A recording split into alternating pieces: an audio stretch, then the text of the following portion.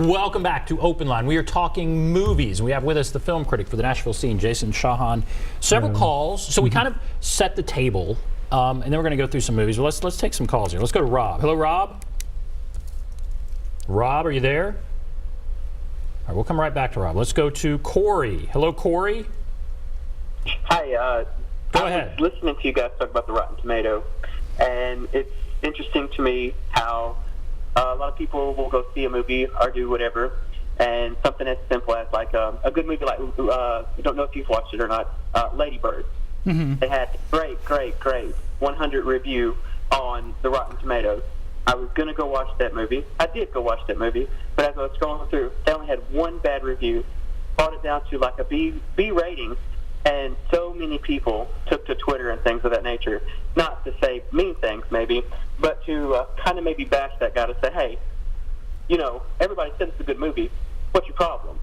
Just want to say that I believe when it comes to the Academy Awards and stuff, watch out for Lady Bird. I'm not a movie critic myself, but I think that the people that did Lady Bird, they're going to look for maybe a lot of awards, in my opinion. But everybody's entitled to their own, I guess. Okay. Yeah, no, it's a great film. It's a delightful film, and the thing about that is that is the problem, is that when something gets too enthusiastic a response, on just the model that Rotten Tomatoes is built on, like it offers you instant infamy if you're the guy who like throws things in and messes up the average. I mean, Armand White has made a career out of that.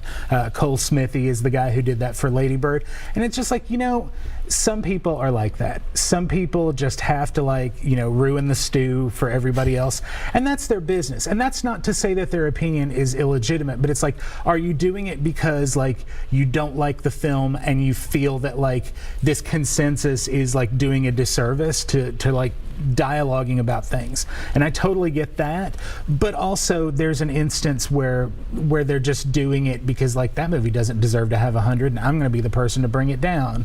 Like, and one critic can do that. That's how it works. If they're part of if they're considered ranked by they have to be Rotten Tomatoes, Okay. They've and never so that's what happened with Lady Bird. It was 100%, and then one critic came in and said no, and that brought it down. And that happened to Get Out earlier this year as well, and that one was Armand White who knocked. He was most infamous because he did that to Toy Story 3, and the internet lost its mind.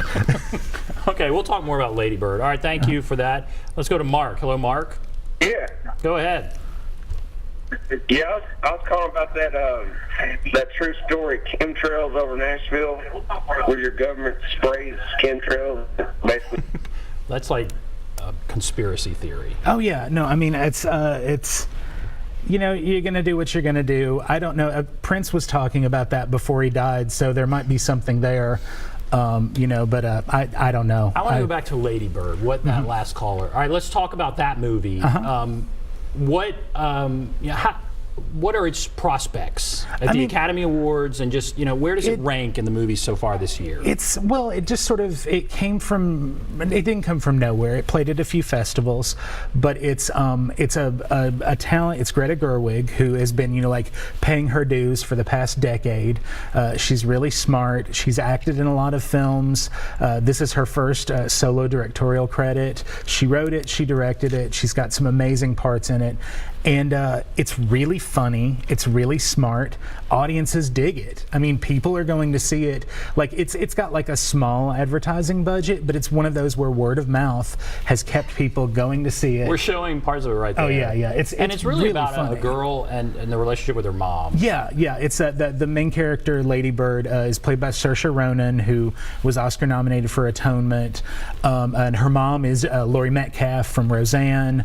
And it's just, she's getting ready to graduate from high school, and you know, the family's got money problems, but it's one of those films that like all of its characters have really rich and interesting lives, and the performances are great. It's small, it's nimble, it's sweet, and it's only 93 minutes long, and I mean that can make or break it. And she's likely to get nominated for Best Actress. I would right? think so. I would think in the Oscars, it's like it got a very little bit of recognition at the Golden Globes, but I feel like at the Oscars, it definitely could get some attention. Let's go to Lucy. Hello, Lucy. Hey, y'all. Well, a couple of things here. Bear with me. Film of the year, I'm still vouching for Pinocchio. Pinocchio. But, you know, as far as film critics go, I never, ever agreed with Jim Ridley at the Scene. One time of all movies that I agreed with him on was some fine art film about a chicken heart or something. But anyway, let's see. I think the movie that I saw this year, and I don't go to very many movies, I'm very picky, is American Made. And to me, that's on a continuum with the movie JFK and All the President's Men. So, because American Made, even the guy that movie is about, he was trained by the same guy that was the snitch in the movie JFK down in Louisiana back in the 60s. He was in the Civil Air Patrol with him. So it's, to me, I found all that fascinating, bringing us up through Watergate or whatnot.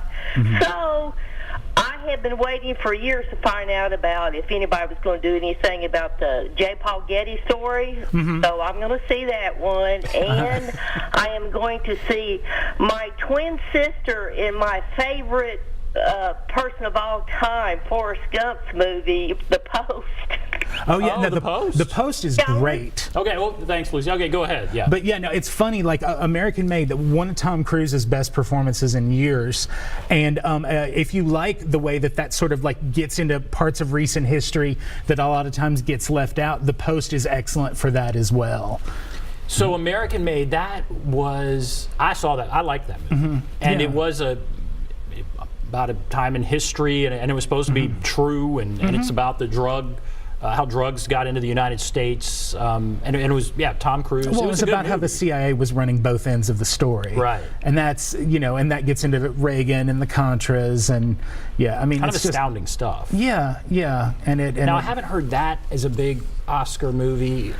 Yeah, it's good. It's weird, but like I said, this year there's no like overwhelming consensus, so like anything can sneak up on you. It just sort of depends on what people are seeing and talking about. I like what she brought out, The Post. Yeah. Now you saw The Post already? Yeah. The Post so that hasn't even come out yet either. So you see all this stuff. That's The great. Post is coming out in early January. So tell us about that. What's The Post? It's based on the true story of when the New York Times first started printing the Pentagon Papers back in 71 or 73 during the Nixon years, and how they were enjoined from doing so by the Department of Justice at the time. So the Washington Post also got a hold of them and had to basically decide, are we going to risk everything to do this because the people have a right to know? And it's very provocative, it's very relevant, and I mean, it's Tom Hanks and Meryl Streep.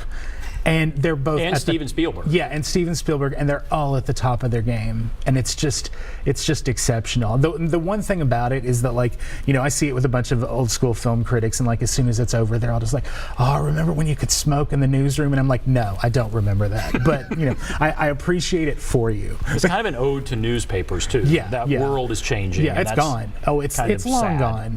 Yeah. But I'm looking forward to that. Yeah, no, it's great. Every journalist, while there's still enough of us to matter, you should go see it. And that was nominated for Best Picture in the Golden Globe. It'll likely be nominated for Best Picture. Oh yeah, I'm sure it's going to get some Oscar traction. I mean, it's Tom Hanks and Meryl Streep. That's really all you have to say. Meryl Streep can get nominations for terrible movies that she's good in, and this is a great movie, and she's unreal in it. There's a moment when she's having a discussion with an advisor of hers, and he like disagrees with her politely, but probably a little more brusquely than he should have. And she doesn't even say anything, but she does that like a substitute teacher who's getting pushed too close to the edge, and she's just like, and and she's just like, she can't even put the words together, but the rage is there, and it's just like, oh, it's great. It's just wonderful. All right, another movie, Call Me By Your Name. I've not seen this. Oh, it's great. What is this movie about? It's based on a novel by Andre Aciman that came out about 10 years ago. It's a low-key bisexual romance set in gorgeous, gorgeous Italy in the summer of 1983. Everybody's gorgeous. Everybody's having like love issues, and it's just wonderful. It's sultry. So it says official selection Sundance. Yeah, it premiered at Sundance about a year ago, last January, and then it's finally coming out. It's coming here second week of January. Second week of January over here. And I'm looking through the Golden Globe. I don't see that it was nominated for Yeah, anything? it got a Best Picture nomination and a Best Lead Actor for Timothée Chalamet, who was on the show Homeland on Showtime, and a Supporting Actor nomination for Armie Hammer, who actually made a movie here in Nashville back in 2008 about the younger years of Billy Graham. Okay. All right, good. All right. We're going to take a break. If you want to call, there's the number, 615-737+, 615-737-7587. Take a break, come back, talk about some more movies. Be back right after this.